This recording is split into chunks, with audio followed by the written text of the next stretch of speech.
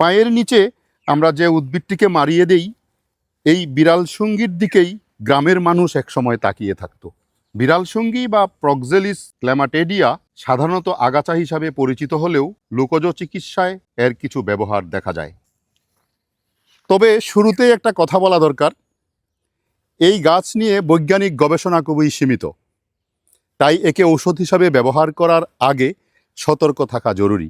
লোকজ চিকিৎসায় কথিত কিছু ঔষধি গুণ আছে, যেমন ক্ষত ও চুলকানোর চিকিৎসায় এর পত্র নির্যাস বা পত্র বাটা ব্যবহার করা হয়।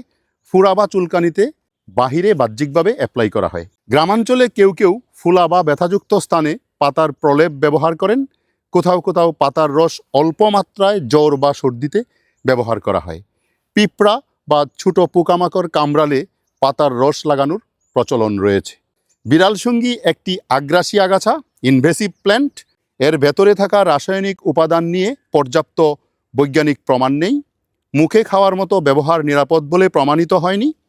ভুল মাত্রা বা ভুল প্রয়োগে পার্শ্ব প্রতিক্রিয়া হতে পারে।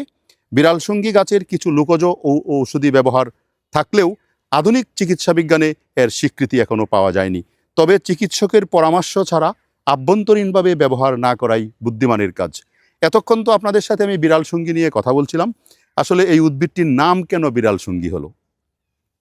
এই ফুলটা যখন পরিপক্ক হয়ে যায়, শুকিয়ে যায়, তখন ইনফ্লোরিসেন্সে বিড়ালের গোফের মতো যে পেপাসগুলি দেখা যায়, এই কারণেই এটাকে বিড়াল সঙ্গী বলা হয়। এই কনসেপ্ট থেকেই এর বাংলা নামকরণটি করা হয়েছে বিড়াল সঙ্গী। বাংলা নাম হিসেবে বিড়াল সঙ্গী নামটি অত্যন্ত চমৎকার এবং যথার্থ হয়েছে। দেখেন, এটা প্রকৃতিতে আগাছা হিসাবে জন্মে, কিন্তু এর সৌন্দর্যটা দেখেন কি চমৎকারভাবে প্রস্ফুটিত হয়েছে ভায়োলেট কালারের। এটা শুধু মাত্র প্রকৃতিতে সৌন্দর্য বিলিয়ে দেয় না, এটা পলিনেটর গার্ডেন হিসাবে গুরুত্বপূর্ণ। কারণ হচ্ছে এখান থেকে মৌমাছিরা মধু সংগ্রহ করে ফুড সাইকেলে একটা চমৎকার ভূমিকা রাখে। সুতরাং এই উদ্ভিদটি যদি ল্যান্ডস্কেপিং হিসাবে আপনার এলাকায় কোথাও জন্মে, এটাকে কিছুদিন রেখে দিবেন, যেন মৌমাছিরা এখান থেকে মধু সংগ্রহ করে ফুড সাইকেলে একটা গুরুত্বপূর্ণ ভূমিকা রাখতে পারে।